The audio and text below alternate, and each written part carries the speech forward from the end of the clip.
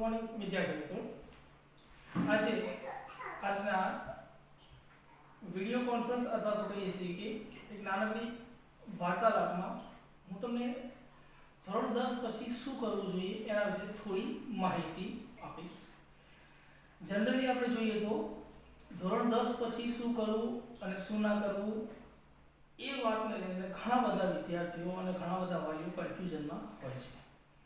દરેક વાલી સાથે આ પ્રશ્ન ઊભો થાય છે કે ચલો આપણે 10મા સુધી તો બાળકને ભણાવી દીધું, હા 10મામાં કેટલા ટકા આવ્યા, કેટલા ટકા આવે તો શું કરવું, શું ના કરવું અને કઈ સ્ટ્રીમમાં જવાથી અથવા તો કઈ લાઈન લેવાથી આપણને આગળમાં ભણવામાં તકલીફ નહીં પડે અને બાળક આપણું વધારે જલ્દી સેટ થઈ શકે એનો પ્રશ્ન સતાવતો હોય છે. તો કદાચ મારો વિડિયો લેક્ચર અથવા તો આ જે કોન્ફરન્સિંગ અત્યારે ચાલી છે એમાં હું તમને થોડું એ જાણકારી આપી શકું કે ધોરણ 10 પછી કઈ રીતે તમે કઈ લાઈનમાં, કઈ ફિલ્ડમાં કે કઈ સ્ટ્રીમમાં આગળ વધી શકો. તો આ વિડિયો સાંભળતા પહેલા અથવા તો સમજતા પહેલા તમારે બધાએ સૌથી પહેલા એ વસ્તુ ક્લિયર થઈ જવી જોઈએ કે તમે પોતે તમે જે જગ્યાએ છો ત્યાં જ અથવા તો તમારું જે બી રિઝલ્ટ આવે છે તે જોઈને પોતાની સાથે ઈમાનદાર બનો. કેમ કે ઘણા બધા વિદ્યાર્થીઓમાં એવું જોવા મળે છે કે વિદ્યાર્થીઓ એના દોસ્ત અથવા તો ફ્રેન્ડ જે સ્ટ્રીમમાં જશે એની પાછળ ભાગ્યો જશે અથવા તો લોકોની જે વાતચીત સાંભળી હશે, બીજા લોકોની મતલબ જે તમને સજેશનો મળ્યા હશે, ગાઈડલાઈન મળી હશે તેને વગર વિચારે ફોલો કરી નાખશે કે ભાઈ કોઈએ કહી દીધું કે તમારે આર્ટ્સ લેવું જોઈએ તો બસ મને કીધું છે આર્ટ્સ લેવું જ જોઈએ. પણ મારા મત મુજબ તમે આ જે ડિસિઝન લેવાનું છે ધોરણ 10 પછી શું કરવું એ બહુ જ અગત્યનું છે. કેમ કે આ એક એવો ટર્નિંગ પોઈન્ટ છે કે જ્યાંથી તમારી આખી જિંદગી એ ફિલ્ડની તરફ વળી જશે. માની લો કે તમે ધોરણ 10 પછી આર્ટ્સ સ્ટ્રીમ રાખી લીધી પણ કદાચ તમારી અંદર ક્વોલિટી કોમર્સ સ્ટ્રીમની હતી તો પછી શું થશે, ના તો તમે કોમર્સને પૂરતો ન્યાય આપી શકશો કે ના તમે આર્ટ્સ ફિલ્ડમાં સક્સેસ થઈ શકશો. તો આ માટે સૌથી વધારે જરૂરી છે કે તમે કઈ સ્ટ્રીમનો ઉપયોગ કરો છો અને તમને જે જરૂરી લાગે છે કે તમારી અંદર જે ગુણ છે, જે ક્વોલિટી છે એના આધારે સ્ટ્રીમમાં આગળ વધી રહ્યા છો તો તમે 100% સફળતા મેળવી શકશો. ધોરણ 10 પછી generally arts, commerce, science, diploma અને આઈટીઆઈ એમ અમુક જાણીતી સ્ટ્રીમો છે જેના ઉપર બાળકો એડમિશન લઈને આગળ વધતા હોય છે. પણ મોટા ભાગના બાળકોને આ સ્ટ્રીમ પછી આગળ કઈ રીતે ભણવું કે ક્યારે એ લોકો બેચલર ડિગ્રી પૂરી કરી શકશે કે ક્યારે એમની માસ્ટર ડિગ્રી પૂરી થશે અથવા તો પછી કઈ ડિગ્રી પૂરી કર્યા પછી એ લોકો જોબ પર લાગી શકશે અથવા તો બે પૈસા કમાઈને વ્યવસ્થિત રીતે સેટ થઈ શકશે એમાં કન્ફ્યુઝન હોય છે. ઘણા લોકો ગાર્ડેરિયા પ્રવાહમાં આગળ વધી જતા હોય છે. ઘણા લોકોમાં એ પણ કન્ફ્યુઝન હોય છે કે વાલીઓને એ વસ્તુનો ખ્યાલ નથી હોતો કે કઈ સ્ટ્રીમ લેવી, કઈ જગ્યાએ લેવી અને આના પછી એડમિશન ક્યાં મળશે. તો આજે હું તમને આ વિડિયો લેક્ચરમાં થોડું એવું સમજાવવાની કોશિશ કરીશ કે તમે સારી રીતે સેટ થવા માટે તમારી અનુકૂળતા પ્રમાણે કઈ સ્ટ્રીમમાં આગળ વધી શકો. તો સૌથી પહેલી વસ્તુ એ છે કે સ્ટ્રીમ ચૂઝ કરવામાં તમારે પોતે બાળકે અને વાલીએ પોતાની રીતે ઈમાનદાર રહેવું જોઈએ કે મને કઈ વસ્તુ આવડે છે અથવા તો જે સ્ટ્રીમ હું રાખીશ એમાં પૂરેપૂરી સફળતા મેળવી શકીશ એવી મારી કેપેસિટી કે કાબિલિયત છે. એક બીજી વસ્તુ એવી છે કે જો કદાચ તમે એમાં કન્ફ્યુઝ હો, ના ખબર પડતી હોય તો તમારા પેરેન્ટ્સ હોય, તમારા મોટા ભાઈ બહેન હોય, તમારા કઝિન્સ હોય અથવા તો તમારા નજીકના સારા રિલેટિવ હોય જેને આ વિશે જાણકારી હોય એની સાથે એકવાર ચર્ચા કરવી જરૂરી છે. અને ત્રીજી મહત્વની વસ્તુ એવી છે કે તમે તમારા જે શિક્ષક છે જેમણે તમને એકડા ધોરણથી લઈને 10મા ધોરણ સુધી ભણાવ્યા છે તો એ શિક્ષકે 100% તમારી અંદર કયા ગુણ છે, કઈ કાબિલિયત છે અને તમે ક્યાં સુધી એના માટે સક્ષમ છો એની જાણકારી હોય છે. એ તમને દરેક પરીક્ષામાં, દરેક જગ્યાએ, તમારા દરેક વર્તનમાં તમને એ ઇવોલ્યુટ કરતો હોય છે કે આ બાળક કઈ જગ્યાએ આગળ વધી શકે છે એમ તે. તો એકવાર જરૂર તમે તમારા શિક્ષક મિત્ર સાથે પણ, ગુરુજન સાથે પણ આ બાબતે ચર્ચા કરજો અને પછી આગળ વધજો. હું તમને અત્યારે 10મા પછી કઈ કઈ લાઈન છે અને તમે કઈ રીતે આગળ વધી શકો એના માટેનો એક ચાર્ટ બતાવું છું, તે જુઓ અને પછી ડિસાઈડ કરો. અહીંયા જુઓ આપણી પાસે એક ચાર્ટ છે ધોરણ 10 પછી મેં જે મુખ્ય આપણી પાસે લાઈનો છે એના ઉપર જોઈએ તો આર્ટ્સ, કોમર્સ, સાયન્સ, ડિપ્લોમા અને આઈટીઆઈ. તો મુખ્ય 5 લાઈનોમાં મોટા ભાગના બાળકો આગળ વધતા હોય છે, જેમાંથી મુખ્ય રીતે જોવા જઈએ તો આર્ટ્સ, કોમર્સ અને સાયન્સના લોકો વધારે પસંદ કરે છે. તો આ ત્રણેય વિષયો તમને થોડીક ટૂંકમાં એવી માહિતી આપીશ જેનાથી તમારા મગજમાં એક વસ્તુ ક્લિયર થઈ જશે કે તમે કઈ ફિલ્ડમાં આગળ વધી શકો અને કઈ ફિલ્ડમાં આગળ વધ્યા પછી તમારી પાસે નોકરીના અથવા તો બીજી ત્રીજી જગ્યાએ એડમિશન લેવાના ચાન્સ વધારે રહેશે. તો સૌથી પહેલા આપણે વાત કરીએ આર્ટ્સ માટે. તો આર્ટ્સની અંદર જો તમે 10મા પછી આર્ટ્સ લે લેશો તો તમારે 11 અને 12 એમ 2 વર્ષ આર્ટ્સના ભણવા પડશે. એના પછી તમારે 2 વર્ષ પૂરા કર્યા પછી તમારે આર્ટ્સની અંદર BA બેચલર ઓફ આર્ટ્સ ની એક ડિગ્રી આવે છે જેને તમે 3 વર્ષના સમયગાળાની અંદર પૂરી કરવાની રહેશે. BA કર્યા પછી તમારે માસ્ટર ડિગ્રી કરવી લગભગ અત્યારે જરૂરી થઈ ગઈ છે કે BA ના આધારે તમે કોઈ પણ જગ્યાએ નોકરી માટે અપ્લાય કરો તો તમને સારી સેલેરી મળી શકતી નથી. તો BA પછી તમારે MA કમ્પ્લીટ કરવું પડે છે. તો MA નો લગભગ 2 વર્ષનો સમયગાળો હોય છે. તો 2 વર્ષ આ અને જો તમારે પરમેનન્ટ કોઈ જગ્યાએ સેટ થવું હોય અથવા તો પછી તમારે ગવર્નમેન્ટ જોબમાં અપ્લાય કરવું હોય તો તમારે BA MA એના પછી B.Ed પણ કરવું ફરજિયાત થઈ ગયું છે. તો B.Ed પણ લગભગ 2 વર્ષના સમયગાળામાં હોય છે.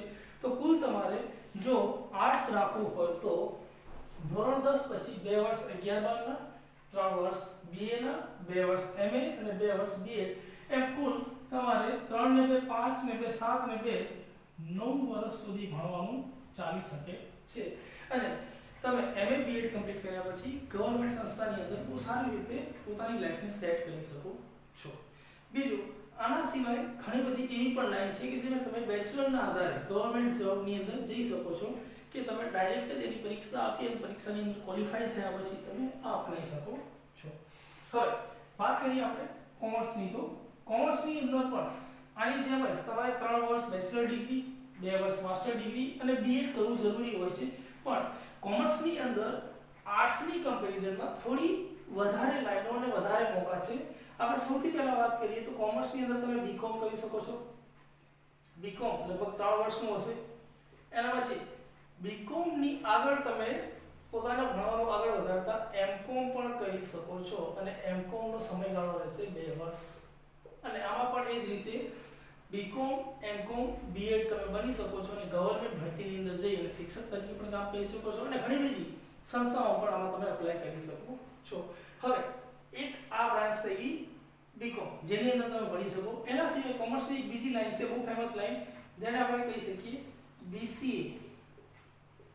BCA પણ 3 વર્ષના સમયગાળાનું રહે છે અને એના પછી તમે 2 વર્ષનું MCA પણ કરી શકો છો. અને MCA ના કરવું હોય તો તમારી પાસે એક ઓપ્શન રહે છે કે તમે ત્યાં MBA કરીને પણ તમારી લાઈફને આગળ વધારી શકો છો અને સેટ થઈ શકો છો. તો અહીંયા પણ લગભગ BCA MCA એમ 5 વર્ષનો કોર્સ રહે છે. 11-12 કોમર્સ કર્યા પછી મતલબ અહીંયા પણ તમારે જો કોમર્સ લાઈન રાખશો તો 11 અને 12 તમારે સાથે જ રાખવું પડશે. એના પછી તમે BCom કે BCA માં એડમિશન લઈ શકશો. ત્રીજી સૌથી સારી લાઈન છે કોમર્સની અંદર જોવા જઈએ તો BBA મતલબ એડમિનિસ્ટ્રેશનની અંદર તમે જઈ શકો છો. 3 વર્ષનો કોર્સ રહેશે આ પણ. અને BBA પછી પણ ઘણા લોકો MBA આગળ કરે છે અને સારી રીતે સેટ થાય છે.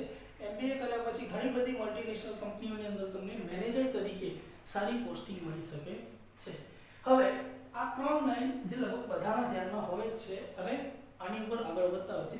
એના સિવાય એક અહીંયા ચોથી લાઈન આપણી પાસે છે CA ચાર્ટર્ડ એકાઉન્ટ.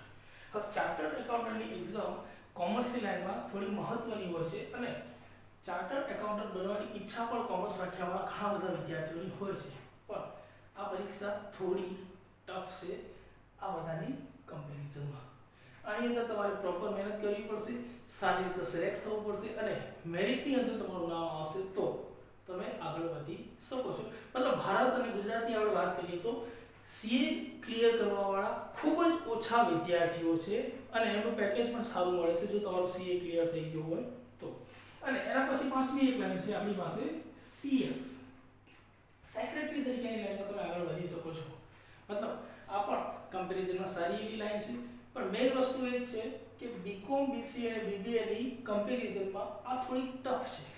મતલબ તમે આને અપનાવી શકો છો, આગળ વધી શકો છો, પણ આમની મુકાબલે થોડીક તમને ટફ પડશે. તો આ પાંચ મુખ્ય લાઈનો છે જેમાં તમે કોમર્સમાં આગળ વધી શકો, પોતાનું કેરિયર સેટ કરી શકો અને સારી એવી જિંદગીને જીવી શકો છો. હવે આ બંનેમાં આપણે જોઈએ તો આ બંનેની કમ્પેરિઝનમાં જો તમે આર્ટ્સ રાખો એના કરતાં બેટર છે કોમર્સ રાખો. કેમ કે કોમર્સની અંદર તમને આર્ટ્સમાં તમને એક જ બીએ ઓપ્શન મળશે બેચલર ડિગ્રી માટે. હા, બીએ તમે ઘણી બધી અલગ અલગ ઇંગ્લિશ છે, સંસ્કૃત છે, હિન્દી છે, ગુજરાતી છે, સમાજ વિદ્યામાં અલગ અલગ ભાગ છે, અલગ અલગ વિષય પર તમે બીએ બેચલર ઓફ આર્ટ્સમાં જઈ શકો. પણ કમ્પેરિઝનમાં તમારી પાસે અહીંયા ઓપ્શન વધારે છે અને ટાર્ગેટ પણ વધારે મળી શકે છે. તો આર્ટ્સ અને કોમર્સની જો કમ્પેરિઝન કરીએ આપણે તો કોમર્સ થોડું સેટ થવા માટે અને ફાઇનાન્શિયલ રીતે આગળ વધવા માટે વધારે સારું છે આર્ટ્સ અને કોમર્સની કમ્પેરિઝનમાં. આપણે આગળ વાત કરીએ આર્ટ્સ, કોમર્સ અને પછી સાયન્સની અંદર. તો સાયન્સની અંદર આગળ વધતા પહેલા થોડું સમજી લઈએ સાયન્સની લાઈનો કેટલી છે અને સાયન્સ રાખવું હોય તો તમારે કઈ રીતે રાખી શકાશે. તો સૌથી પહેલા સાયન્સની અંદર મુખ્ય બે લાઈનો સાયન્સમાં એડમિશન લેતાની સાથે થઈ જાય છે. મતલબ એને આપણે એવું કહીએ છીએ કે બે ગ્રુપ થઈ જશે, એ ગ્રુપ અને બી ગ્રુપ. તો સમજીએ આપણે કઈ રીતે સાયન્સના બે ગ્રુપ થશે. તો સૌથી પહેલા આપણે વાત કરીએ અહીંયા સાયન્સની. તો સાયન્સની અંદર આપણી પાસે ઓપ્શન થઈ જશે બે ગ્રુપ, એક ગ્રુપ એ અને બીજો આપણી પાસે આવી જશે ગ્રુપ બી. તો ઘણા બાળકો સૌથી પહેલા તો સાયન્સ રાખતી વખતે આ વસ્તુમાં કન્ફ્યુઝ હોય છે કે ગ્રુપ એ એટલે શું અને ગ્રુપ બી એટલે શું. તો સમજવા જેવી વાત એ છે કે ગ્રુપ એ એટલે કોઈ અલગ પ્રકારનો ગ્રુપ નથી, પણ એક વિષય એવો છે જે તમારે ગ્રુપ એમાં ગ્રુપ બી કરતા અલગ આવશે. એ વિષયનું નામ છે ગણિત. મતલબ તમારે અહીંયા ગણિત વિષયની સાથે જો તમે વિજ્ઞાનમાં આગળ વધવા માંગતા હો, વિજ્ઞાન પ્રવાહ સાયન્સની અંદર, તો એક વિષય તમારે ગણિત આવશે, બીજો આવશે ફિઝિક્સ અને ત્રીજો આવશે કેમિસ્ટ્રી. આ ત્રણ વિષય તમારા મેઇન રહેશે આની અંદર. જ્યારે બી ગ્રુપની અંદર તમારે મેઇન વિષય તરીકે આવશે બાયોલોજી, પછી આવશે ફિઝિક્સ અને એના પછી આવશે કેમિસ્ટ્રી. તો તમે ધ્યાનથી જુઓ કે બંને ગ્રુપની અંદર ફરક શું છે. ફિઝિક્સ અને કેમિસ્ટ્રી તો બંનેમાં છે, પણ અહીંયા તમારે બાયોલોજીને ભણવું પડશે, જ્યારે અહીંયા તમે ગણિતને ભણશો. મતલબ આ વિષયના આધારે એક વિષય જેને ગણિત અને બાયોલોજી કહે છે, એક વિષયના આધારે બે અલગ અલગ ગ્રુપ થઈ જાય છે અને બંને અલગ અલગ ગ્રુપમાં અલગ અલગ લાઈનની અંદર એડમિશન લેવાનું રહે છે અને તમારું કેરિયર પણ આખું અલગ જ થઈ જાય છે. કઈ રીતે સમજીએ આપણે થોડી રીતે. તો આ જે ગ્રુપ છે એને આપણે જનરલી એ ગ્રુપને એન્જિનિયરિંગ ગ્રુપ તરીકે પણ કહેતા હોઈએ છીએ. એન્જિનિયરિંગ ગ્રુપ તરીકે પણ કહેતા હોય છે. જ્યારે બી ગ્રુપને આપણે મેડિકલ ગ્રુપ તરીકે પણ ઓળખીએ છીએ. મતલબ તમારે મેડિકલ ફિલ્ડમાં જવું હોય, ડોક્ટર બનવું હોય, ડેન્ટિસ્ટ બનવું હોય કે બીજું નર્સિંગ બનવું હોય તો આ ગ્રુપ તમારે પકડવું પડશે. જ્યારે ગણિત સાથે આગળ વધવા ગ્રુપ એ સાથે આગળ વધવા માંગો છો તો તમારે એન્જિનિયરિંગ ફિલ્ડમાં જવાનો મોકો મળશે. હવે બંને વસ્તુને આપણે ડિટેલમાં થોડું સમજી લઈએ, કેમ કે મહત્વની વસ્તુ એ છે કે ઘણા લોકોને આ વસ્તુની ખબર હોય છે, પણ આના પછી શું. બી ગ્રુપમાં એડમિશન લઈ લીધું, ઓકે, એ ગ્રુપમાં એડમિશન લઈ લીધું, ઓકે, પણ એના પછી શું એ વસ્તુની પ્રોપર જાણકારી બધા વિદ્યાર્થીઓ પાસે નથી હોતી. એના કારણે ઘણા લોકો સાયન્સમાં જવામાં ડરતા પણ હોય છે. તો સૌથી પહેલા સમજીએ કે આ બે ગ્રુપમાં ભણવાનું શું આવશે. તો ધોરણ 10 સુધી વિજ્ઞાન તમે ભણ્યા છો, વિજ્ઞાન અને ટેકનોલોજી. એ જ વિજ્ઞાન અને ટેકનોલોજીની અંદર જે ટોટલ 16, 17 કે 18 પાઠ હતા, એમાંથી અમુક પાઠ ફિઝિક્સના હતા, અમુક ચેપ્ટર કેમિસ્ટ્રીના હતા અને અમુક ચેપ્ટર બાયોલોજીના હતા. એ ત્રણેયને ભેગું કરીને એક વિજ્ઞાન અને ટેકનોલોજી આખી બુક બનાવવામાં આવી હતી. કદાચ તમને ખ્યાલ હશે કે 3 ભાગ અલગ અલગ ઘણી જગ્યાએ સ્કૂલોમાં પણ ભણાવે છે કે 10મા ધોરણથી જ બાળકને બાયોલોજી, ફિઝિક્સ અને કેમિસ્ટ્રી અલગ અલગ તારવીને સમજાવે છે. જ્યારે એક વિષય આખો અલગ હતો ગણિત, મતલબ આ એનો મતલબ એવો થશે જો તમે એ ગ્રુપમાં જશો તો જે બાયોલોજીના પાઠ તમે ભણ્યા હતા, જે માનવ શરીરને લગીને હતા કે વનસ્પતિને લક્ષીને હતા કે પછી આપણું પર્યાવરણની બધા જે પાઠ હતા એ બધા બાયોલોજીમાં હતા, જે અહીંયા હટી જશે. જ્યારે ફિઝિક્સ અને કેમિસ્ટ્રીના જે પાઠ હતા, પ્રકાશનું પરાવર્તન, વક્રીભવન, ચુંબકત્વ, પછી રાસાયણિક પ્રક્રિયાઓ, એ બધા કેમિસ્ટ્રીના અને ફિઝિક્સના પાઠ બંનેમાં કોમન છે. મતલબ તમારે આખા 10માના 6 કે 7 જે વિષય હતા એ વિષયમાંથી ખાલી 2 જ વિષય ઉપર આગળ ભણવાનું જશે, જેમાંથી એક વિજ્ઞાન અને ટેકનોલોજી અને બીજો ગણિત. અને જો તમે બી ગ્રુપમાં જશો તમારે ગણિત પણ લેવું પડશે નહીં, ખાલી વિજ્ઞાન અને ટેકનોલોજીની જે ચોપડી હતી એમાં જે પાઠ હતા એ જ પાઠને, એના લગતા બધા પાઠને ડિટેલમાં ભણવાના રહેશે. હવે ગ્રુપ એ અને ગ્રુપ બી કઈ રીતે આગળ લાઈનોમાં જઈ શકે એ થોડું તમને સમજાવું. તો સાયન્સની અંદર સૌથી પહેલા વાત કરીએ આપણે ગ્રુપ એ ની. ગ્રુપ એ જેને આપણે ગણિતથી આગળ વધવાનું થશે, તો ગ્રુપ એ થી તમે 11 અને 12 2 વર્ષનો કોર્સ પૂરો કર્યા પછી તમે સૌથી સારામાં સારી વાત કરીએ આપણે તો એન્જિનિયરિંગ.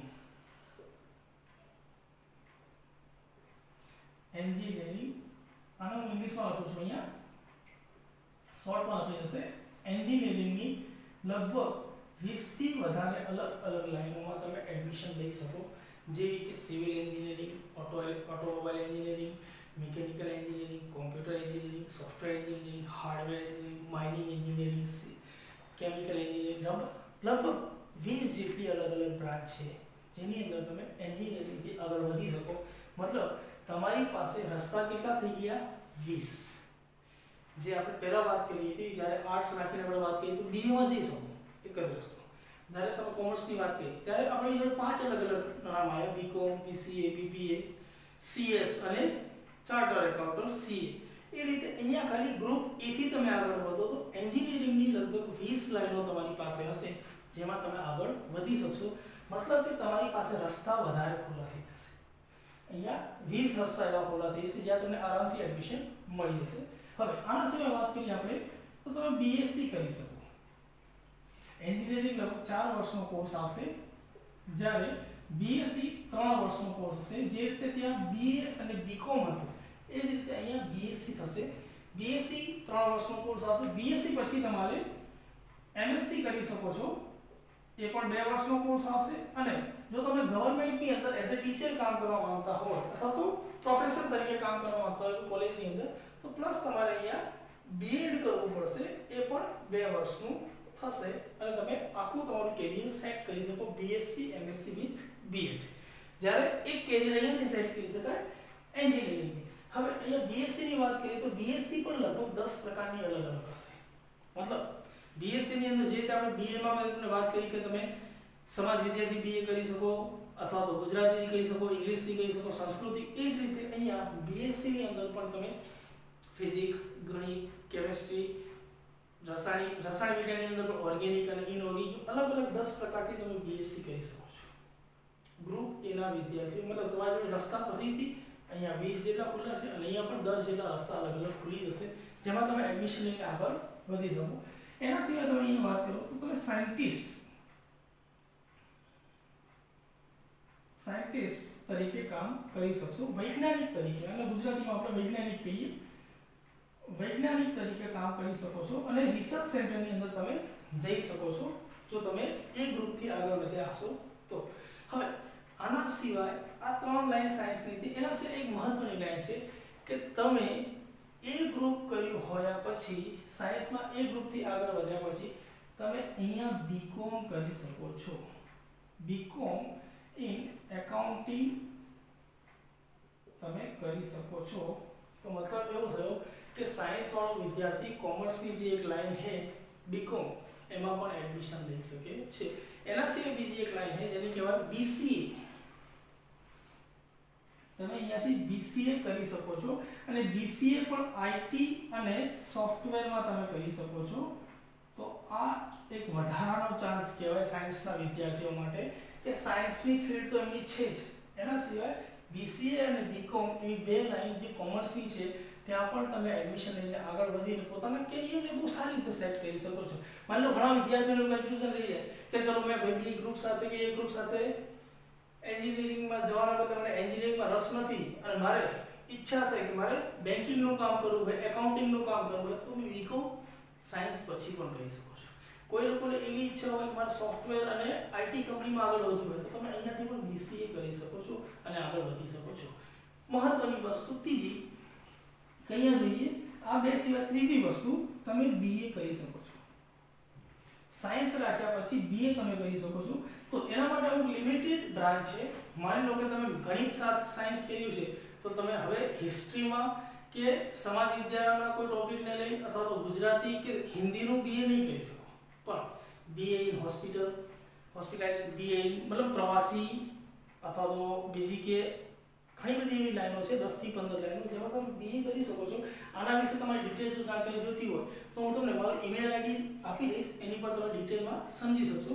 તો બીએ પણ અહીંયાથી કરી શકાય છે. એનો મતલબ એવો થશે કે એ ગ્રુપ સાથે તમે સાયન્સમાં ભણ્યા પછી એન્જિનિયરિંગ, પીએસસી, વૈજ્ઞાનિક તરીકે કામ કરી શકો. એના સિવાય કોમર્સની બે લાઈન બીકોમ અને બીસીએમાં પણ એડમિશન લઈ શકો છો અને આર્ટ્સની લાઈન બીએમાં પણ જઈ શકો છો. મતલબ કે અહીંયા ફરીથી તમે ચેક કરો તો કમ્પેરિઝન કરો તો આર્ટ્સ, કોમર્સ અને સાયન્સમાં સાયન્સની પાછળ તમારે સ્કોપ વધી જશે. હું એટલા માટે નથી કહેતો કે સાયન્સની અંદર જવું અને સાયન્સની હું વાવા કરું એવો મારો ટ્રાય નથી, પણ એક બેઝિકલી ઈમાનદારીથી જુઓ તો સાયન્સ કરેલો માણસ જો બીકોમ કરી શકતો હોય અને બીએ કરી શકતો હોય તો એની પાસે આગળ ભવિષ્યમાં સેટ થવાના રસ્તા વધી ગયા છે. જે આર્ટ્સ વાળો એન્જિનિયરિંગમાં નહીં જઈ શકે પણ એન્જિનિયરિંગ વાળો આર્ટ્સમાં જઈ શકે છે. એ જ રીતે કોમર્સ કરેલો માણસ કે બીકોમ કરી શકશે પણ એ જ કોમર્સ કરેલો માણસ બીએસસી નહીં કરી શકે.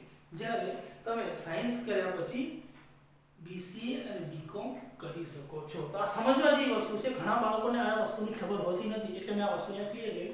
હવે બીજી વાત કરીએ આપણે બી ગ્રુપ સાથે. તો ગ્રુપ બી માં કઈ કઈ આપણને લાઈન મળે છે તે થોડું સમજી લઈએ. તો ગ્રુપ બી ની અંદર વાત કરીએ આપણે તો આને મેડિકલ લાઈન કહેવાય છે. મેડિકલ લાઈન એટલે મેડિકલ શબ્દ સાંભળતા આપણને ખબર પડી જાય કે આ લાઈનથી આપણે ડોક્ટર બની શકશું. તો ડોક્ટર કઈ રીતે બનવું, તો સૌથી મહત્વની અને સૌથી ફેમસ લાઈન છે બી ગ્રુપ માટે એમબીબીએસ. બધા લોકોએ મુન્નાભાઈ એમબીબીએસ પિક્ચર જોયું હશે, ત્યાંથી ખબર પડી ગઈ હશે કે એમબીબીએસ બનવું તો ડોક્ટર બનવું. વ્હાઈટ વ્હાઈટ કપડા પહેરીને ઘણા બધા સીન આવ્યા હતા મુન્નાભાઈ એમબીબીએસ મૂવીની અંદર. પણ એ મુન્નાભાઈ એમબીબીએસ વાળો એમબીબીએસ નથી બનવાનું. આપણે રિયલમાં એમબીબીએસની ડિગ્રી લઈ અને ડોક્ટર તરીકે કામ કરી શકીએ છીએ અને પોતાની લાઈફને સેટ કરી શકીએ. તો એમબીબીએસ એક બહુ ફેમસ લાઈન છે જેના માટે ઘણા લોકો તડફાતડફી પણ કરતા હોય છે અને એડમિશન પણ લગભગ આખા ભારતની અંદર જોવા જાય તો 600 જ કોલેજ છે. તો એ પ્રમાણે એડમિશન પણ બહુ લિમિટેડ હોય છે. એના સિવાય તમે એમડી કરી શકો છો, અહીંયાથી માસ્ટર ઇન ડોક્ટરી, મતલબ ડોક્ટરમાં પણ તમે માસ્ટરી કરી શકો છો. તો આ બહુ ફેમસ લાઈન હતી. આના સિવાય લગભગ ડોક્ટરની આપણે લાઈન લઈએ તો ડોક્ટરની લાઈનમાં એમબીબીએસ સિવાય લગભગ 10 થી 15 પ્રકારના અલગ અલગ ડોક્ટર હોય છે જેની અંદર એમબીબીએસ સિવાય તમે અપ્લાય કરી શકો, જેવા કે બીએમએસ, બીએચએમએસ, હોમિયોપેથી, મતલબ જે કહીએ આપણે હોમિયોપેથિક ડોક્ટર અથવા આયુર્વેદિક ડોક્ટર કહી શકીએ, ડેન્ટલ બની શકો છો તમે. તો આ બધી લાઈન છે કે તમે અલગ અલગ 20 પ્રકારના 15 થી 20 જેટલા ડોક્ટરની લાઈનમાં તમે જઈ શકો છો જો કદાચ તમને એમબીબીએસ ના મળે તો, કેમ કે એમબીબીએસની સીટો લિમિટેડ છે તો કોમ્પિટિશન પણ ત્યાં વધારે હશે, રિઝલ્ટ પણ તમારે વધારે આવશે.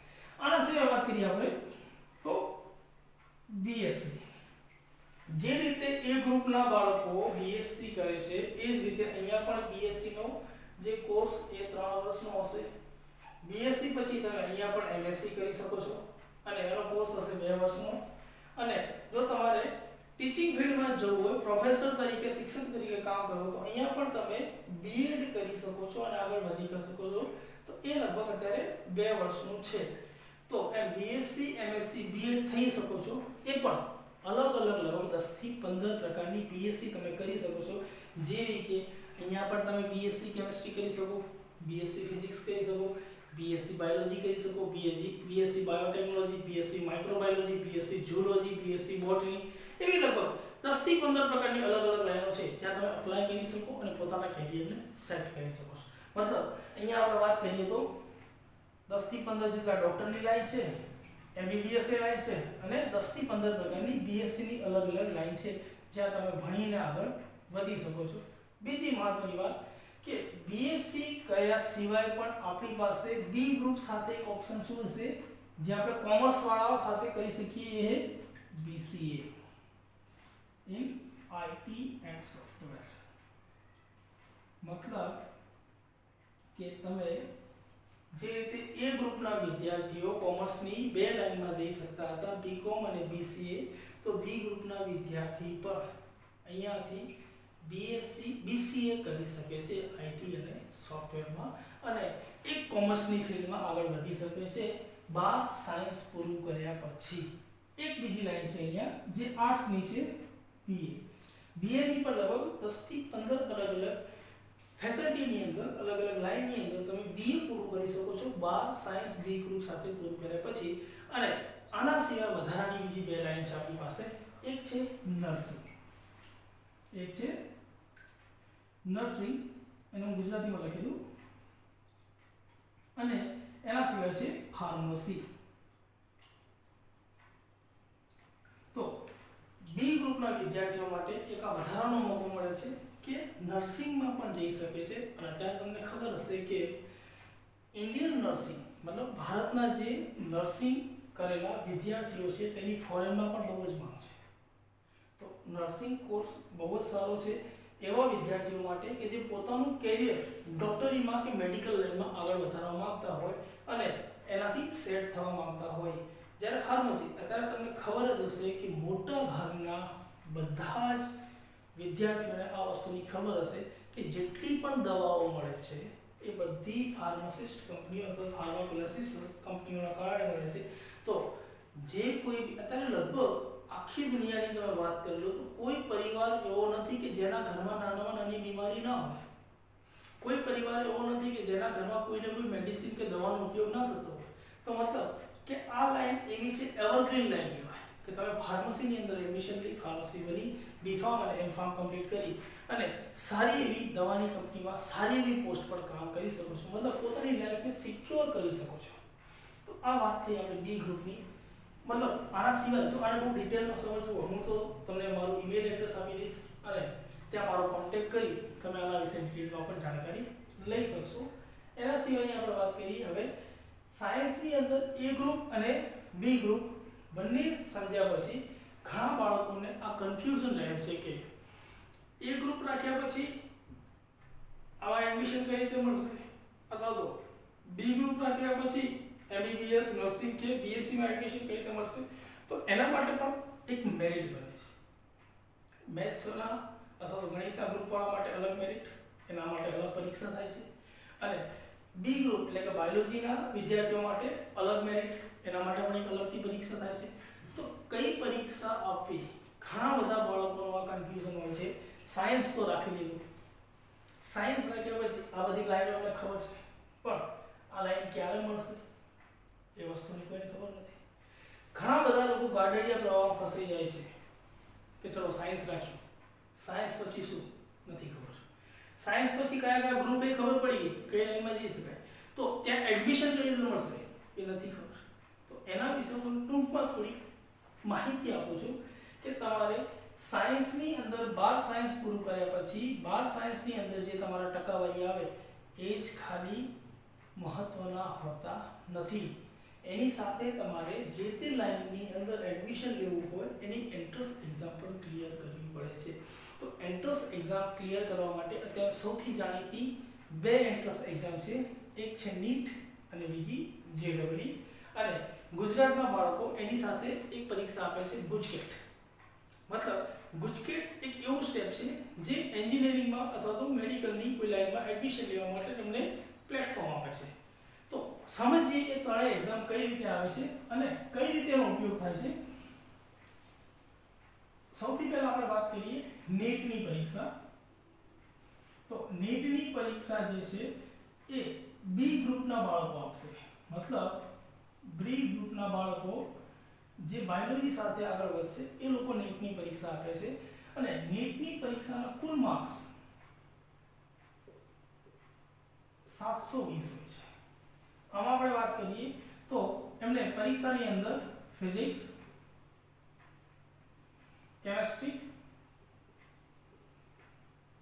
અને બાયોલોજી આમ 3 વિષયની પરીક્ષા આપવાની રહેશે, જેના કુલ માર્ક્સ લગભગ 720 થશે અને એમાં બાયોલોજીના પ્રશ્નો વધારે રહે છે, મતલબ 90 પ્રશ્નો બાયોલોજીના રહે છે, જ્યારે 45 પ્રશ્નો કેમેસ્ટ્રીના અને 45 પ્રશ્નો ફિઝિક્સના. મતલબ આ બંનેની કમ્પેરિઝનમાં બાયોલોજીના પ્રશ્નો ડબલ જેટલા રહે છે, 90 પ્રશ્નો. હવે અહીંયા જોઈએ તો 45 અને 90 કુલ સરવાળો થશે 180 પ્રશ્નો. તો 180 પ્રશ્નો, એક પ્રશ્નમાં 4 માર્ક્સ હોય છે. તો 18 ચોકુ 72, 180 ગુણ્યા 4 એટલે 720 માર્ક્સની પરીક્ષા થશે. આ પરીક્ષાની અંદર તમને જે રિઝલ્ટ મળે તે વત્તા ધોરણ 12 સાયન્સની અંદર બોર્ડમાં જે રિઝલ્ટ આવ્યું એ બંનેને ભેગા કરીને મેરિટ બને છે. ઘણા બધા વિદ્યાર્થીઓ આ બાબતે બહુ મોટા કન્ફ્યુઝનમાં હોય છે. એમના મગજમાં એવું થઈ જાય છે સાયન્સ રાખ્યું મતલબ નીટ, બીજું કંઈ નહીં. ના, ખોટું છે. આ ગાર્ડરીય પ્રવાહ છે અને ઘણી બધી સંસ્થાઓ આ ગાર્ડરીય પ્રવાહને પ્રોત્સાહન પણ આપે છે કે એ ખાલી નીટ અને જેડબલઈ વિશે ભણાવે છે, જ્યારે બોર્ડની કોઈ જ માહિતી આપતા નથી. અને ઘણા લોકો એવું કરે છે કે બોર્ડને એકદમ નબળું સમજીને સાઈડમાં રાખી દે છે, પણ પરિસ્થિતિ એવી પણ સર્જાય છે કે બોર્ડની અંદર એને ક્વોલિફાઈડ માર્ક 50% પણ આવતા નથી અને 2 વર્ષે નીટ અને જેડબલઈ તૈયારી કરતા હોય છે. તો આવી સ્થિતિથી બચવા માટે તમે પહેલા સમજી લેજો કે જે મેરિટ બને છે એ મેરિટ નીટ વત્તા બોર્ડ બંને ભેગું કરીને બનાવવામાં આવે છે. તો એમાં ધારો કે બોર્ડની આપણે વાત કરીએ અને અહીંયા નીટની વાત કરીએ તો બોર્ડની અંદર કોઈ વિદ્યાર્થીને માની લો 80% આવ્યા, બોર્ડની અંદર 80% આવ્યા. હવે પહેલા તો મેરિટ સમજીએ. મેરિટ કઈ રીતે બને છે? તો મેરિટના 2 ચાન્સ હોય છે. ઘણીવાર અથવા તો ઘણી જગ્યાએ 50-50 અથવા તો 60-40 આ રીતે મેરિટ બનતું હોય છે. હવે 50-50 ને આપણે લગભગ પસંદ કરીએ એ પ્રમાણે ચાલીએ. કન્ડિશન પર આધાર હોય છે, અલગ અલગ સ્ટેટમાં અલગ અલગ પણ આને રેશિયો લેવામાં આવે છે, એટલે આ ફિક્સ નથી કહેતો, પણ મેરિટ આ રીતે બને છે એવું તમને સમજાવવાની કોશિશ કરું. માની લો કે બોર્ડમાં 50% મેરિટ કાઉન્ટ થાય અને નીટમાં પણ 50% મેરિટ કાઉન્ટ થાય, તો કોઈ બાળકને બોર્ડની અંદર ધારો કે 80% આવ્યા, તો મેરિટ 80% નથી, 80% એના બોર્ડની માર્કશીટમાં બાયોલોજી, ફિઝિક્સ અને કેમેસ્ટ્રીના માર્ક થવા જોઈએ. તો 80% નું 50%, 80% નું 50% એટલે થશે 80% નું 50%, એટલે આ લગભગ થશે આપણી પાસે 40. સમજી શકો, 80% નું 50% એટલે 80 નું અડધું કેટલું થશે? 40. એ જ રીતે નીટમાં એને ધારો કે નીટની તૈયારી બહુ સારી રીતે કરી છે, કોઈ સારા ઇન્સ્ટિટ્યૂટથી કામ કર્યું છે અને નીટમાં એને આયા 500 માર્ક્સ, અથવા તો આપણે વાત કરીએ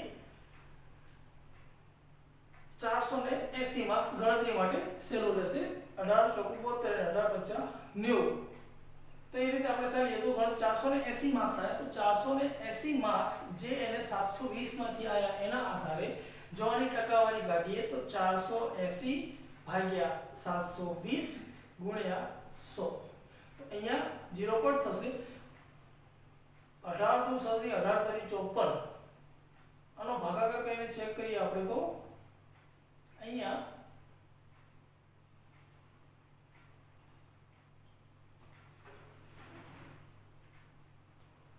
જો અહીંયા ગુણાકારને ભાગાકાર કરીએ તો આપણને જવાબ મળશે 66.66. હવે આ જે મળ્યા આ પર્સન્ટેજ થયા. હવે 66.66 નીટના પર કેટલું કીધું આપણે? 50%. મતલબ 66.66 ના 50% એટલે 66.66 ના 50% તો શું કહેવાશે? 33.33. તો આ નીટના જે માર્ક છે એ મેરિટ માટે, જ્યારે આ બોર્ડના માર્ક એ મેરિટ માટે. આ બંનેને ભેગા કરીને એક મેરિટ બને છે. મતલબ મેરિટ તમારું થશે 40 + 33.33. એટલે તમારું મેરિટ થશે લગભગ 73.33 અને આના આધારે એડમિશન મળે છે. આના આધારે એડમિશન મળે છે. મતલબ બોર્ડ ત્યાં એટલું જ જરૂરી થઈ જાય છે જેટલી નીટની પરીક્ષાની અંદર મેરિટ આવે. મતલબ મેરિટ બનાવવા માટે નીટ અને બોર્ડની પૂરતી તૈયારી કરવી જરૂરી છે. એટલે ઘણા વિદ્યાર્થીઓ જે ફક્ત બોર્ડ ઉપર ધ્યાન આપે છે એ પણ આમાં અસફળ થઈ જશે અને ઘણા વિદ્યાર્થીઓ જે ખાલી નીટ ઉપર જ ધ્યાન આપે છે એ પણ આ મેરિટ બનાવવામાં અસફળ સાબિત થતા હોય છે. હવે વાત કરીએ આપણે JEE ની. તો JEE ની પરીક્ષામાં બે રીતે લેવાય છે. એક JEE મેઇન અને બીજી JEE એડવાન્સ. તો JEE ની આપણે વાત કરીએ તો અત્યારે 2020 માં જે થોડી ફોર્મેટ ચેન્જ થઈ છે એની હું તમને જાણકારી આપીશ કે આ વર્ષે JEE ની જે પરીક્ષા લેવાની છે એ 300 માર્ક્સની લેવામાં આવશે. 300 માર્ક્સની લેવામાં આવશે અને એ પણ કઈ રીતે કે ફિઝિક્સની આપણે વાત કરીએ તો ફિઝિક્સ, કેમેસ્ટ્રી અને અહીંયા બાયોલોજીના બધે શું થઈ જશે ગણિત. આ ત્રણેય વિષયની અંદર 20 પ્રશ્નો એવા હશે જે મલ્ટીપલ હશે, મતલબ કે ઓબ્જેક્ટિવ પ્રશ્નો હશે. જ્યારે 5 પ્રશ્નો જે હશે એ ન્યુમેરિકલ હશે, મતલબ કે ગણતરીની દ્રષ્ટિએ જોવામાં આવશે. હવે નીટ અને JEE બંને પરીક્ષાઓની અંદર માઈનસ માર્કિંગ રહેલું હોય છે. મતલબ તમે એક પ્રશ્ન સાચો કરો તો તમને 4 માર્ક્સ મળે, પણ જો એક પ્રશ્ન ખોટો થશે તો -1 માર્ક થશે. મતલબ કે જે માર્ક આવેલા હશે એમાંથી -1 માર્ક ઓછો થશે. તો અહીંયા આ વર્ષની જે પરીક્ષા લેવાની છે એમાં 20 પ્રશ્નો જે ઓબ્જેક્ટિવ છે, મલ્ટીપલ ચોઇસ ક્વેશ્ચન છે, થિયરી બેઝ ક્વેશ્ચન હશે, એની અંદર માઈનસ માર્કિંગ છે. જ્યારે 5 પ્રશ્નો જે ગણતરીના હશે એની અંદર માઈનસ માર્કિંગ પદ્ધતિ નથી. મતલબ આની અંદર માઈનસ માર્કિંગ નથી, ત્યારે આમાં માઈનસ માર્કિંગ છે. તો આ તમારે ખાસ ધ્યાન રાખવું પડશે. આની પહેલાના વર્ષોમાં એવું લેવાતું હતું કે આ પરીક્ષા 300 માર્કના બદલે 360 માર્ક્સની લેવાતી હતી, પણ આ વર્ષે આ પરીક્ષાને એનું જે માથાળું છે એ બદલીને 300 માર્ક્સની કરવામાં આવેલી છે. તો એની અંદર 20 પ્રશ્નો એવા હશે જે ઓબ્જેક્ટિવ હશે, જેનું માઈનસ માર્કિંગ હશે. મતલબ 20 અને 5 કુલ પ્રશ્નો કેટલા થયા 25. હવે 25 પ્રશ્ન એક વિષયના, એવા 25 કેમિસ્ટ્રીના અને એવા 25 ગણિતના. તો એ રીતે જોઈએ તો એક પ્રશ્નને 4 માર્ક્સ હશે, તો 25 ગુણ્યા 4 એટલે એક વિષયના 100 માર્ક્સ, એવા 3 વિષય. તો કુલ કેટલા થશે 300 માર્કની પરીક્ષા થશે. આમાં પણ એ જ વસ્તુ હશે જે રીતે જે રીતે નીટનું મેરિટ આપણે જોયું હતું એ જ રીતે આપણે અહીંયા પણ જોઈ લઈએ. થોડું મેરિટ અહીંયા કઈ રીતે કાઉન્ટ થશે. ધારો કે બોર્ડ અને અહીંયા વાત કરીએ આપણે JEE. તો અહીંયા પણ કન્ડિશન પ્રમાણે 50% એ રીતે મેરિટ રહી શકે, અથવા તો 60% અને 40% એ રીતે મેરિટ રહી શકે. અને ઘણા બધા સ્ટેટની અંદર આ મેરિટને ચેન્જ પણ કરવામાં આવે છે. પણ સમજણ માટે આપણે સમજી શકીએ કે ધારો કે અહીંયા પણ બોર્ડ અને JEE નું 50-50 મેરિટ ચાલે છે. તો બોર્ડની અંદર કોઈ વિદ્યાર્થીને ધારો કે 80% આવ્યા, બોર્ડની અંદર જે ફિઝિક્સ, કેમેસ્ટ્રી અને ગણિતના માર્ક્સ 80% થાય છે. તો આ 80% નું 50%, મતલબ 80% નું 50%, તો કેટલું થશે આપણી પાસે ફરીથી 40. સેમ અહીંયા આપણે વાત કરીએ કે 300 માર્ક્સની આપણી જોડે પરીક્ષા છે, બરાબર. તો અહીંયા આપણી પાસે 150 માર્ક્સ આવ્યા, કોઈ વિદ્યાર્થીને 150 માર્ક્સ આવ્યા. તો 150 માર્ક્સ એ એના કુલ માર્ક્સમાંથી આવેલા છે. તો આની ટકાવારી કાઢીએ આપણે તો 150 ભાગ્યા 300 ગુણ્યા 100. તો 0 0 કટ કરતા આપણી પાસે અહીંયા પર કેટલું થશે 50% મેરિટ થયું. પણ 50 નું પણ કેટલું થશે 50%. આ તો તમારા ટોટલ માર્ક્સ આવ્યા 300 માંથી 50%. પણ 50 નું 50% એટલે 50 નું પણ 50% એટલે લગભગ આપણી જોડે થશે 25. તો મેરિટ આનું બનશે. મતલબ મેરિટ જ્યારે થશે ત્યારે મેરિટની અંદર બોર્ડના માર્ક્સ 40 ઉમેરાશે, જ્યારે JEE ના માર્ક્સ 25 ઉમેરાશે અને આ રીતે 65 માર્ક્સ નું મેરિટ કહેવાશે. અને આ મેરિટ નંબર તમારા 65 માર્કની આજુબાજુ તમને મેરિટ નંબર મળશે અને મેરિટ નંબરના આધારે તમને એડમિશન મળતું હોય છે. મહત્વની વસ્તુ હવે સેમ આ જ રીતે ગુજકેટ સમજવા જેવી વસ્તુ, કેમ કે નીટની પરીક્ષા કોઈ સ્પેશિયલ ફેકલ્ટીમાં એડમિશન લેવા માટે જરૂરી હોય છે. એ જ રીતે જેડબલની પરીક્ષા પણ કોઈ સ્પેશિયલ કોલેજની અંદર એડમિશન લેવા માટે એના માર્કની જરૂર પડશે. જ્યારે સૌથી મહત્વની વસ્તુ આપણે લઈએ ગુજકેટ, જે લગભગ બધી જ કોલેજની અંદર એડમિશન લેવા માટે એની જરૂર પડે છે. તો ગુજકેટના કુલ માર્ક્સ 120 હોય છે. કુલ માર્ક્સ 120, એમાં પણ ફિઝિક્સ, કેમેસ્ટ્રી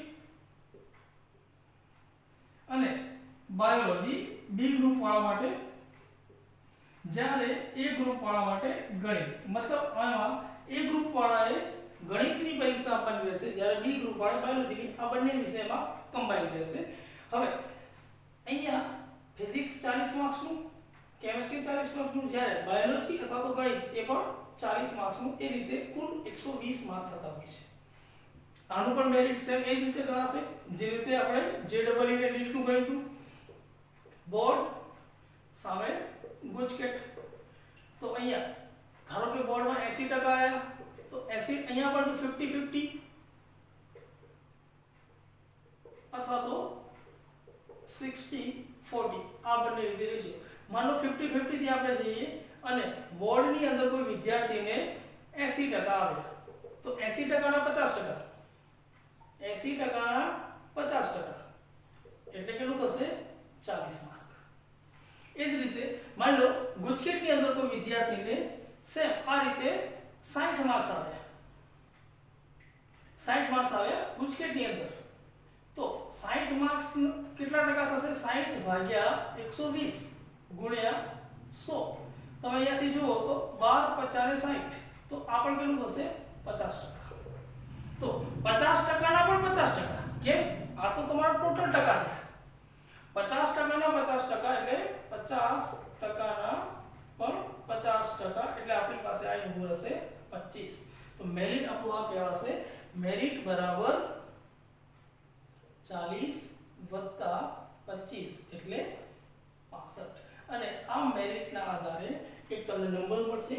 એ મેરિટની અંદર જે માણસનું મેરિટ, જે વિદ્યાર્થીનું મેરિટ વધારે હશે એને પહેલા ચાન્સ મળશે એડમિશનનો, અને ગવર્મેન્ટ સીટ મળવાનો ચાન્સ વધી જશે. તો ગુજકેટ, જેડબલઈ અને નીટ આ ત્રણેય પરીક્ષા જોઈ, એનું મેરિટ જોયું. સૌથી મહત્વની વસ્તુ ગુજકેટ અને નીટમાં ફરક શું છે, અથવા તો ગુજકેટ અને જેડબલઈમાં ફરક શું છે? તો ગુજકેટની અંદર ફક્ત ધોરણ 12 ના ચેપ્ટર કવર થાય છે, જ્યારે જેડબલઈ અને નીટની અંદર 11 અને 12 મતલબ બંને વર્ષના બધા ચેપ્ટર કવર થાય છે એના પ્રશ્નોની અંદર. તો આ વસ્તુ તમારે ખાસ ધ્યાન રાખવાની રહેશે. જો તમે સાયન્સ સ્ટ્રીમમાં જશો અને તમારો ટાર્ગેટ જેડબલઈ કે નીટ છે, તો તમારે 11મા ધોરણથી જ તમારી મહેનતને ચાલુ કરવી પડશે. જે ચેપ્ટરમાંથી પ્રશ્ન આવે છે એ પ્રશ્નો ઉપર તમારે ડીપમાં ભણવું પડશે, અને પહેલેથી જ તૈયારી કરતા આવશો તો તમે જેડબલઈ પણ પાર કરી શકશો, નીટ પણ પાર કરી શકશો, અને બોર્ડમાં પણ સારું રિઝલ્ટ આવશે. પણ ગાડલિયા પ્રવાહમાં નહીં જવાનું, ખાલી નીટ કે જેડબલઈ પર ફોકસ કરીને બોર્ડને નહીં ભૂલી જવાનું, અને એવું પણ નહીં કરવાનું કે ખાલી બોર્ડ ઉપર ફોકસ કરી અને જેડબલઈ અને નીટની કોઈ જ તૈયારી ના કરી. બંને તૈયારી એક સાથે કરશો તો 100% સારું પરિણામ આવશે, બંનેમાં મેરિટ સારું આવશે, અને જે સીટ તમે ચાહો છો એ સીટને સારી રીતે મેળવી શકો. આ આખી વાત થઈ સાયન્સની. હવે થોડું આપણે આગળ વધીએ. આપણે બીજી બે લાઈન છે જેની પર ડિપ્લોમા અને આઈટીઆઈ. હવે આપણી પાસે જો આટલા બધા ઓપ્શન્સ હોવા છતાં એક ચોથી લાઈન પણ છે ડિપ્લોમા. બીએ ની વાત કરી, એમએ ની વાત કરી, આર્ટ્સની બધી લાઈનો જોઈ, કોમર્સની બધી લાઈનો જોઈ, સાયન્સના બે ગ્રુપ અને બધી લાઈનો જોઈ. ઘણી ફિલ્ડ આર્ટ્સની અને કોમર્સની સાયન્સ વાળો કરી શકે છે. એ જ રીતે ડિપ્લોમા ધોરણ 10 પછી તમે ડિપ્લોમા જઈ શકો. પણ મારી પર્સનલ અમુક વાલીઓ અને વિદ્યાર્થીઓને એવી સલાહ છે કે જો તમારી પાસે ઓલરેડી 3 લાઈન હોય અને એમાં સારું કેરિયર સેટ થતું હોય તો પછી શોર્ટકટ ના લેવો જોઈએ. ડિપ્લોમા અને આઈટીઆઈ એવા ટોપિક છે કે એવી ફિલ્ડ છે કે જ્યાં બાળક શોર્ટકટ લેતો હોય છે, મતલબ જલ્દી ભણવાનું પૂરું કરી અને નોકરી ધંધે લાગી જવું. પણ જો ભણવાની તમારી કેપેસિટી સારી હોય અને તમે ભણવામાં સાચે જ સારા હોય તો પછી આ 3 લાઈનમાંથી કોઈ એક પસંદ કરાય, શોર્ટકટમાં ના જવું જોઈએ. જવાય, પણ ના જવા પાછળનું કારણ હું તમને એ જણાવીશ કે જ્યારે ધોરણ 10 પૂરું થાય ત્યારે મોટા ભાગના બાળકોની ઉંમર 15 વર્ષ અથવા તો 16 વર્ષની રહે છે. તો 15 વર્ષ અને 16 વર્ષની ઉંમરને આપણે કાચી ઉંમર કહી શકીએ છીએ. મતલબ એ ઉંમરની અંદર બાળક મેચ્યોર હોતું નથી અને મેચ્યોરિટીના અભાવે બાળકને જો કોલેજ લાઈફ મળશે તો કોલેજ લાઈફ લગભગ બધી જ જગ્યાએ અત્યારે એવી થઈ ગઈ છે, થોડી રંગબેરંગી. બાઇક લઈને જવું, આમ તેમ ફરવું, ગર્લફ્રેન્ડ બોયફ્રેન્ડ, આ બધી વસ્તુ કોમન થતી જાય છે.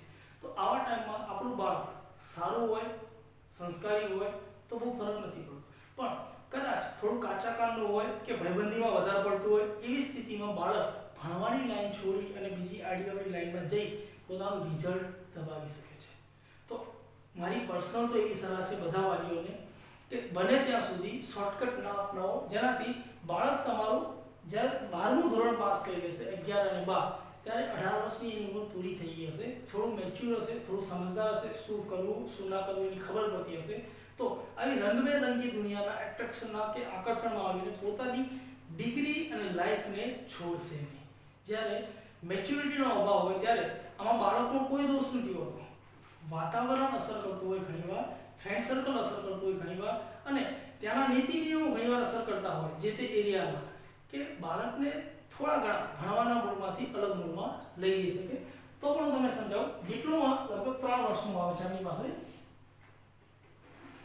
ડિપ્લોમા 3 વર્ષનું હોય છે અને એમાં પણ તમે મિકેનિકલ, સિવિલ, ડિપ્લોમા જે 3 વર્ષનું હોય આમાં પણ તમે સિવિલ, મિકેનિકલ, ઇલેક્ટ્રિકલ અલગ અલગ ફિલ્ડમાં તમે ડિપ્લોમા પૂરું કરી શકો. અને ડિપ્લોમા પૂરું કર્યા પછી ઘણી બધી જગ્યાએ તમને નાની મોટી નોકરી પણ મળી જતી હોય છે.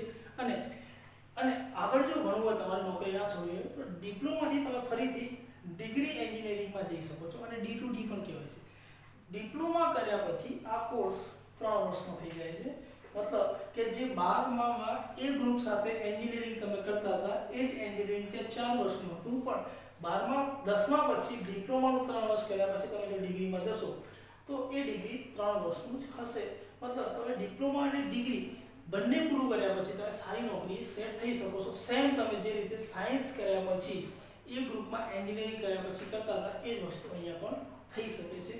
હા, સારી ટેલેન્ટ અને સારી ટકાવારી હશે તો અહીંયા પણ સારી એવી નોકરીઓ મળે છે. બીજી વાત થઈ આઈટીઆઈની, તો આઈટીઆઈમાં પણ 10 થી 15 પ્રકારની અલગ અલગ બ્રાન્ચો છે. ફિટર है, વેલ્ડિંગનું કામ है, વાયરિંગનું કામ है, એ બધી 2 કે 3 વર્ષના અલગ અલગ કોર્સની બ્રાન્ચ હોય છે આઈટીઆઈમાં. ઇન્ડસ્ટ્રીયલ ટ્રેનિંગ ઇન્સ્ટિટ્યૂટ જેને કહેવાય છે તેમાં તમે એડમિશન લઈ શકો છો અને શોર્ટ ટાઈમની અંદર તમે કોઈ સારા પ્રોફેશનમાં થોડા પગારની અંદર કામ કરી શકો છો. પણ લગભગ આજ સુધી એવું જોવા મળ્યું છે કે આઈટીઆઈ પૂરું કર્યા પછી જે તમારું પગાર ધોરણ રહ્યું છે એ 8 થી 10,000 અને વધીને 15,000 સુધીનું રહે છે. મતલબ કે તમારે જો આગળ કામ કરવું હોય તો પછી અનુભવના આધારે જઈ શકો છો. સારી સેલરી માટે તો પછી તમારી પાસે બાકીની 3 લાઈનો છે એમાંથી તમારે પસંદગી કરવી પડશે. આ બધી માહિતી મેળવ્યા બાદ આશા છે કે તમે ટોટલ કન્ફ્યુઝનથી દૂર થયા હશો અને તમારા ભવિષ્યને સિક્યોર કરવા માટે, સુરક્ષિત કરવા માટે કઈ ફિલ્ડમાં આગળ વધવું એની જાણકારી તમને મળી ગઈ હશે. અને કદાચ જો આ દરમિયાન તમને કોઈ ડાઉટ લાગે તો હું તમને મારું ઈમેલ આઈડી આ વિડીયોની સાથે આપી દઈશ. એમાં તમે ઈમેલ કરી વિડીયો કોન્ફરન્સથી અથવા તો રૂબરૂ મળીને પણ કોન્ટેક્ટ કરી શકો છો. ધન્યવાદ.